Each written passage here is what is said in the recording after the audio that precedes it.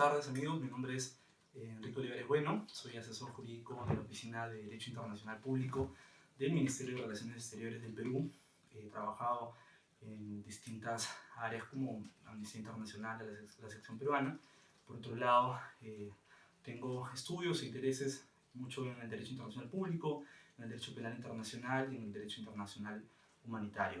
Hoy he sido convocado para realizar una entrevista, responder una serie de preguntas asociadas a la escalada en el conflicto entre Irán y Estados Unidos, referente básicamente al asesinato, a la muerte o al ataque que sufrió el general iraní Qasem Soleimani. En torno a esto voy a responder una serie de preguntas que básicamente son una opinión personal y netamente para fines académicos. De ningún modo expresan la opinión formal ni de la Cancillería peruana ni del Estado en su conjunto.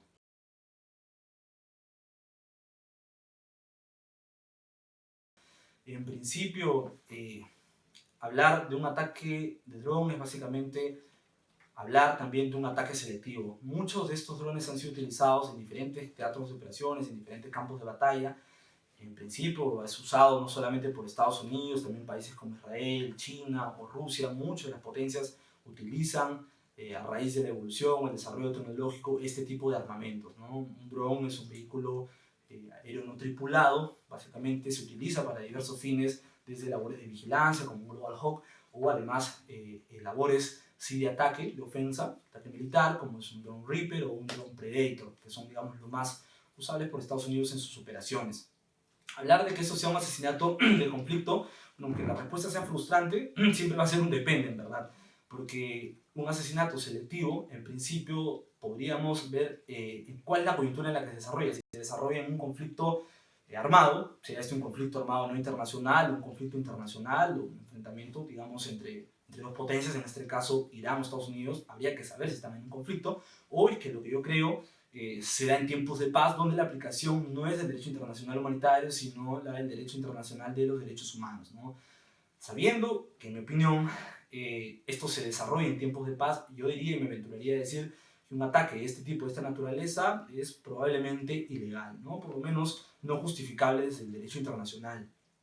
Pero también esto puede ser doblemente ilegal, porque recordemos, lo mencioné en su momento, Estados Unidos tiene celebrado una serie de tratados con Irak después de su ocupación.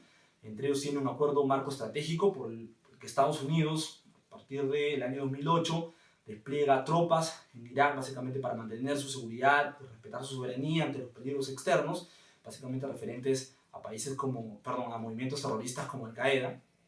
Y bueno, también tiene no solamente ese tratado, no solamente versa sobre temas de cooperación en seguridad y defensa, sino también sobre temas de cooperación económica, dinero que Estados Unidos le brinda después de su ocupación a Irak. Además de este tratado que los vincula, tiene un SOFA, que es un tratado tipo, que se suele usar mucho, o se suele celebrar mucho después de un momento de ocupación, ¿no? Es un camino básicamente entre la ocupación y la paz, y es básicamente una garantía de que el Estado que está retirando la potencia ocupante, sus tropas militares, y se establece un estatuto de las fuerzas, ¿no? Básicamente son un régimen aplicable a las tropas de la potencia ocupante que se quedan en el territorio. Este SOFA también fue celebrado entre Irak y Estados Unidos en el año 2008, me parece que entró en vigor en el año 2009, y como les digo, tiene una serie de provisiones que Estados Unidos y las tropas americanas deben de respetar para mantener su inmunidad, y una serie de prerrogativas y las premoniciones que Irak le otorga a Estados Unidos.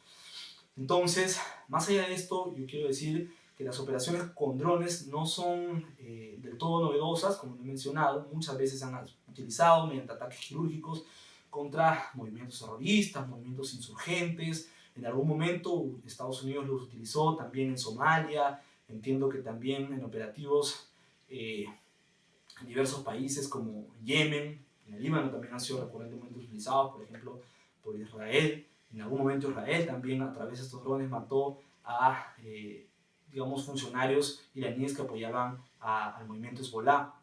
Entonces, estos ataques no son del todo novedosos, ¿no? Son ataques que ya desde la década del 2000 en adelante vienen siendo utilizados, como menciono. El desarrollo tecnológico no solamente genera desarrollo para la paz y ese tipo de cosas, sino también ha generado una evolución constante de la guerra y de los medios que se utilizan para ello, ¿no?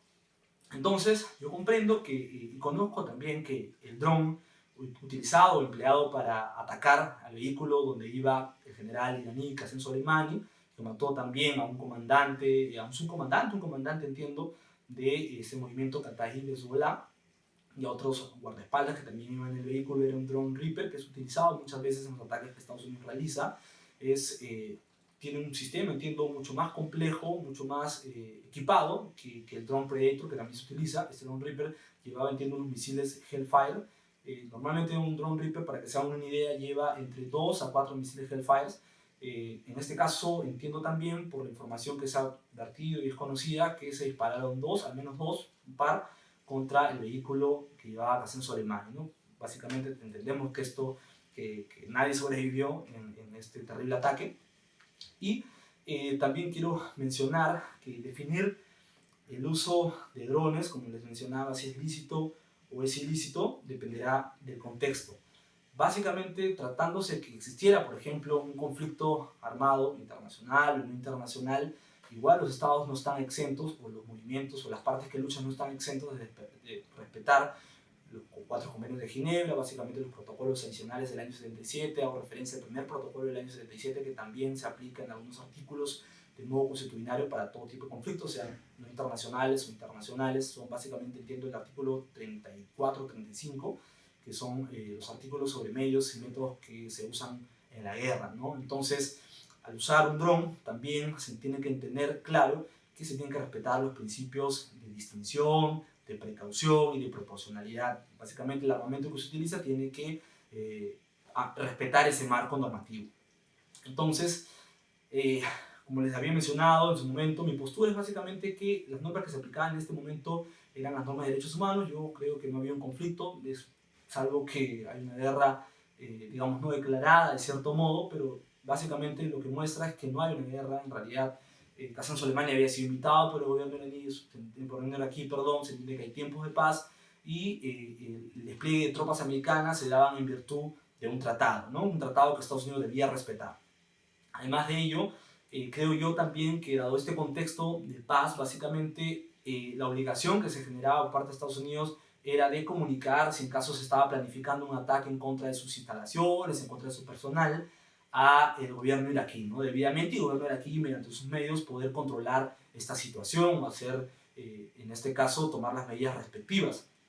Entonces, todo esto también se rompería si es que se demuestra la tesis de Estados Unidos que las tropas americanas o Estados Unidos, el gobierno americano, actuó digamos, en amparo de la legítima defensa, ¿no? Entonces, eso haría, por ejemplo, lícito esta situación, lo cual, como veremos, es una materia controvertida y básicamente más adelante vamos a explicarla con mayor profundidad.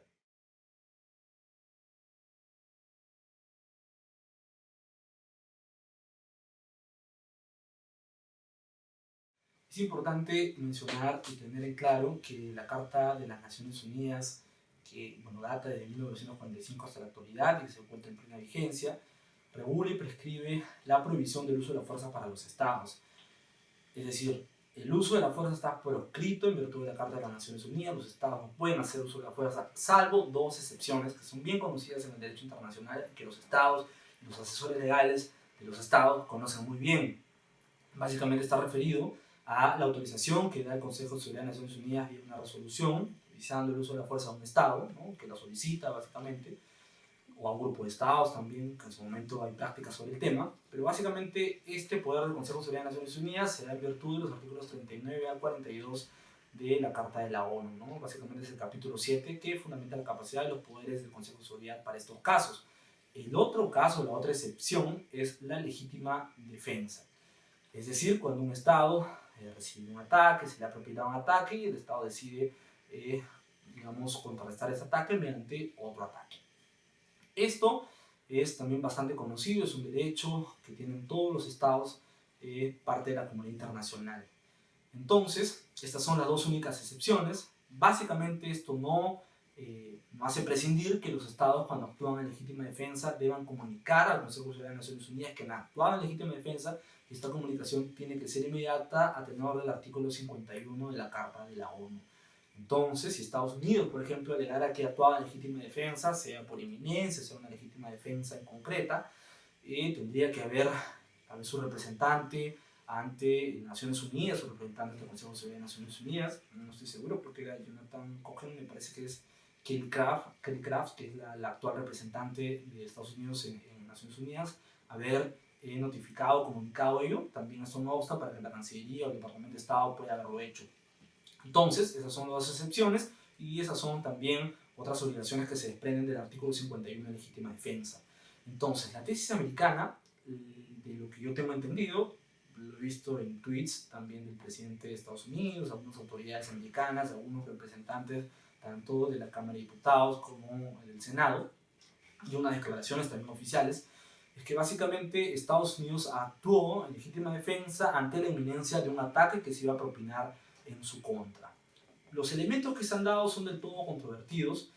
En algún momento las autoridades americanas, como el Departamento de Defensa, inmediatamente después del ataque que sufrió Soleimani, el ataque americano, salió a decir que Estados Unidos tenía entendido, con información de inteligencia, que se estaba planificando, Soleimani planificaba un ataque contra Estados Unidos. Y esto básicamente obedecía a un ataque que en el futuro se iba a realizar contra Estados Unidos, es decir, un ataque futuro. Un ataque futuro es muy irrazonable que pueda considerarse como una inminencia de ataque, ¿no? Eso es, digamos que no satisface el estándar de inminencia. Eso es conocido también en la doctrina y en la práctica internacional. Rápidamente también entiendo que otra serie de declaraciones del Departamento de Estado, una declaración y además del presidente Trump, se han orientado un poco hacia la teoría, hacia la tesis de que en realidad Estados Unidos verdaderamente actuó ante un ataque inminente, lo cual les dice la tesis anterior del Departamento de Defensa, y entiendo yo que es una posición oficial de Estados Unidos sobre el tema. Entonces, ¿cuándo básicamente se está actuando en legítima defensa ante un ataque inminente? Esto es conocido en la doctrina y en la práctica de los estados, es aceptado básicamente por muchos estados como la legítima defensa precautoria, es decir, cuando un estado está a punto de sufrir un ataque, en verdad es inminente, es un ataque que inmediatamente es un ataque que va a suceder sí o sí, y decide atacar porque es la única forma en la que tiene de evitar el ataque en su contra. Esto se ha dado muchas veces y ha sido utilizado muchas veces como argumento por los estados para legitimar su legítima defensa, valga la redundancia. Entonces, este es básicamente lo que yo entiendo es la opinión de Estados Unidos sobre el tema. Lo otro sería alegar que Estados Unidos actuó bajo el estándar de legítima defensa preventiva. La legítima defensa preventiva es una situación distinta, básicamente cuando un Estado ataca ante el miedo, básicamente, de que vaya a ser atacado en el futuro, ¿no? Esta legítima defensa preventiva ha sido utilizada, entiendo yo, los doctrinarios lo dicen así, por Estados Unidos en algunas circunstancias. Más allá de su uso, esta institución jurídica no es del todo legal en el derecho internacional, ¿no? En realidad no tiene justificación, no tiene amparo en el derecho internacional general. Entonces, cuando estamos ante la legítima defensa precautoria y la legítima defensa preventiva, en realidad hay un estándar, hay un umbral que no se puede exceder, hay un umbral de inminencia que te harán entender si estás en uno o en otra situación, ¿no? Ese umbral básicamente son los mismos estados quienes han digamos, razonado sobre el tema. Hay sentencias de la Corte Internacional de Justicia de la Haya sobre distintos criterios como proporcionalidad, digamos, cuestión de tiempos, que podrían entrever y hacer notar si un Estado está incurriendo en una o en otra institución. Entonces, se entiende y entiendo que hay cercanía conceptual entre ambos conceptos, ¿no? El tema es saber si uno está en uno o en otro. La tesis americana, como lo he mencionado, pareciera que se inclina hacia la legítima defensa precautoria y ha mantenido su posición firme después de lo dicho por el Departamento de Defensa y después de ello lo dicho por el Departamento de Estado y el mismo presidente Trump, que les actuó en legítima defensa precautoria ante la inminencia de un ataque. Perfecto. El tema está en que lo que yo creo es que faltan aún pruebas, faltan mayores elementos de convicción. Estados Unidos debería mostrar mayor evidencia de que en verdad se actuó ante la inminencia de un ataque. No solamente bastaría con citar que hubo una planificación por parte del general iraní Qasem Soleimani, en realidad esa planificación debió hacer notar que inmediatamente se iba a atacar a Estados Unidos, que con toda seguridad iba a pasar esta situación. Entonces, faltarían mayores elementos de convicción, en mi opinión, para determinar ello. Entonces, lo que sí yo conozco es que por noticias también, es que el mismo presidente Trump y en realidad las agencias de seguridad, como la CIA, por ejemplo, han socializado información con algunos parlamentarios americanos sobre el tema. De cualquier forma, esta información no ha sido revelada al público. En algún momento entiendo que se hará, si es que se quiere sostener esta tesis.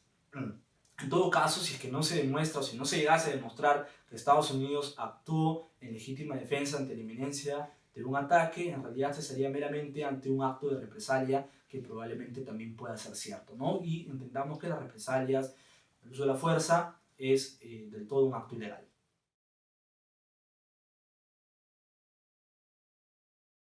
Muchas veces quienes utilizan el derecho internacional o prefieren mantener sus métodos, mantenerse o encaminarse mediante este derecho, son los mismos estados pequeños, por ejemplo, ¿no? Mientras que las potencias muchas veces suelen salirse de este marco con mayor facilidad y flexibilidad.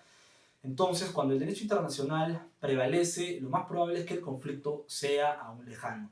Y esto no es la excepción en el caso de Estados Unidos e Irán. Como lo he mencionado de manera de introducción de esta entrevista, Estados Unidos e Irán han tenido momentos de tensión, pero en realidad nunca se ha llegado a un confrontamiento directo o una guerra abierta entre ambos estados.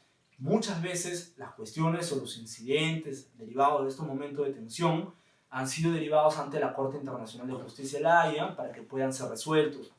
De manera que es la Corte, o es este mecanismo jurídico, mecanismo de jurisdicción, quien ha resuelto estas controversias. En muchos casos, básicamente son 4 de los que yo tengo entendido, y es lo que se conoce.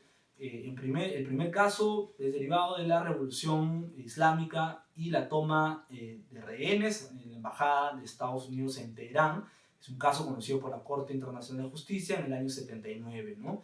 Por otro lado, digamos, este caso le dio la razón a Estados Unidos, pero por otro lado hay otros casos, como es el caso de plataformas petroleras, en los 90, el caso del incidente aéreo sobre el vuelo Business, que fue un avión iraní, ¿no? De Iran Air, me parece, que Estados Unidos o tropas americanas atacaron con misiles. Este caso también fue resuelto por la Corte Internacional de Justicia, la Haya. Por otro lado, el último caso que conoce la Corte también es uno del año 2018, tengo entendido, que es un caso que se plantea en virtud del Tratado de Amistad del año 55, por el que Irán demanda a Estados Unidos ante la reimplementación de sanciones económicas derivadas del retiro americano del pacto nuclear, ese tratado nuclear, ese acuerdo nuclear que Estados Unidos y otros países negociaron en su momento, en el año 2015, con Irán. Entonces, en algunos casos, estas sentencias o estos casos llevados ante la Corte Internacional de Justicia han favorecido a Estados Unidos, en otros casos se ha favorecido a las pretensiones iraníes, pero de cualquier modo han evitado el conflicto, ¿no? Entonces eso nos lleva al razonamiento que el derecho internacional, cuando prima, aleja el conflicto, que es lo que creo yo y es lo que creen diversos internacionalistas. El panorama actual es bastante distinto porque, digamos, todos estos casos que se han llevado ante la Corte Internacional de Justicia fueron derivados de algunos tratados que mantenían la jurisdicción de la Corte. Entonces, hay algunos momentos o algunos casos como este último que se dio después de las sanciones económicas contra Irán, que fue llevado a la Corte en virtud de la cláusula de jurisdicción obligatoria ante la Corte que plantea el Tratado de Amistad, Relaciones Económicas y Derechos Consulares del año 55. Eso por un lado. Por otro lado, por citar dos ejemplos y para poner en práctica lo que estoy diciendo, si uno razona, va a entender que Estados Unidos en el año 2018 se retiró de este Tratado de Amistad del 55. Entonces, si Estados Unidos tendría o tuviera una controversia con Irán, digamos, si se siente afectado en algún derecho contra Irán, alguna sanción iraní, tiene algún reclamo contra Irán, podría derivar un caso demandando a Irán ante la Corte Internacional de Justicia. Pero esto no se va a dar porque Estados Unidos no es parte ya de este tratado, ¿no? Por ejemplo, también, y cito otro, Estados Unidos, ustedes conocerán que en algún momento del año 2017 anunció que iba a mover, iba a trasladar la embajada que tenía en Israel, ¿no? La embajada que tenía, me parece, en Tel Aviv, y la iba a trasladar a Jerusalén. Ante eso, Palestina ya ha estado parte de la Convención de Viena sobre Relaciones Diplomáticas y también del Protocolo Optativo de Obligación Obligatorio de Jurisdicción de la Comisión de Viena de Relaciones Diplomáticas, demandó a Estados Unidos ante la Corte Internacional de Justicia por haber movilizado, haber trasladado su embajada a Jerusalén. Entonces Estados Unidos, ante esta situación, se retiró del protocolo de jurisdicción obligatoria. Entonces, ¿qué ha pasado actualmente? Si Estados Unidos, por ejemplo, tuviera digamos, una diferencia, una controversia, o creería que se están vulnerando sus derechos, por ejemplo, a que la milicia Kataib Hezbollah, que de cierto modo actúa para favorecer indirectamente, es Irán quien promueve o financia esta milicia, y tuviera una reclamación por haber atacado su embajada en Teherán, en principio debería demandar esto ante la Corte Internacional de Justicia, demandar a Irán ante la Corte Internacional de Justicia, pero dado que ya no es parte del protocolo, por la decisión que tuvo por la demanda palestina del año 2018, no se podría ejercer la Corte no podría ejercer jurisdicción en este caso, ¿no? De manera que vemos que hay pequeñas decisiones en corto plazo, pensadas en corto plazo, que tienen graves consecuencias a largo plazo. De manera que lo que yo creo es que cuando los remedios jurídicos se acaban, es más fácil imaginar cuáles serán los siguientes pasos, los siguientes movimientos que harán los estados, básicamente lejanos al derecho internacional, ¿no? Y esto es, creo yo, una expresión de esto, ¿no? Estos momentos de tensión son una expresión de que no hay remedios, sino recetas jurídicas que puedan solucionar las controversias que ambos países puedan tener. Entonces, más allá de ello, lo que creo yo, entiendo también que Donald Trump, el presidente americano, ha declarado que va, hace un par de días, que va a reimponer sanciones un poco más drásticas contra Irán para cambiar el comportamiento iraní. No sé si estas sanciones, que en realidad son contramedidas, así se llaman en el derecho internacional, puedan generar un cambio en el comportamiento de Irán. En realidad, las sanciones han servido contra Irán cuando han sido colectivas, se legitiman aún más cuando es el mismo Consejo de Seguridad de Naciones Unidas, entre ellos Rusia, aceptan que existan determinadas sanciones, ¿no? Entonces, eso, por ejemplo, sí sirvió para sentar a negociar a Irán. En este caso, las sanciones unilaterales por parte de un Estado, no sé qué tanto del todo puedan ser exitosas. En todo caso, no podría predecir que esto vaya a generar un comportamiento distinto por parte de Irán. Por otro lado, también es importante que otros países, por ejemplo, valedores de Irán, como Rusia, en su momento China, puedan tener un papel, un rol más activo para solucionar esta tensión, este conflicto, ¿no? Entiendo también que los países del Golfo, como Arabia Saudita o Emiratos Árabes Unidos, no están tan interesados en que exista en estos momentos un conflicto, o hay una escalada bélica del conflicto entre una potencia extranjera como Estados Unidos e Irán, ¿no? Esto generaría graves repercusiones en la geopolítica y en la geografía incluso en esta región.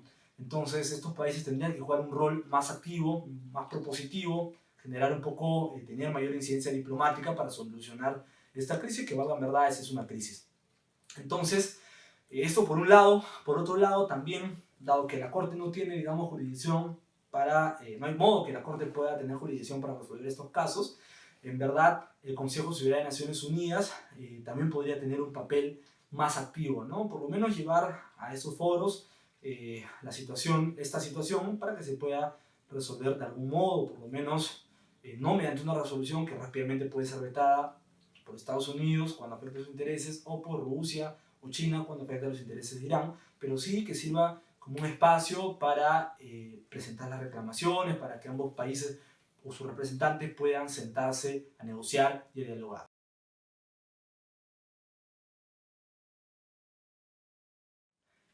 Yo no creo que el conflicto vaya a variar drásticamente, en verdad. Tal vez los momentos de tensión puedan reducirse, eso puede darse, pero no estoy seguro si la forma en que se haya llevado el conflicto puede variar. De hecho, Estados Unidos y Irán han sido muy cuidadosos que este enfrentamiento no lleve o no escale a una guerra directa entre ambos países, ¿no? De cierto modo, siempre han estado bajo el umbral de la guerra para manifestar, de cierto modo, que no existe tal guerra, tal conflicto armado internacional.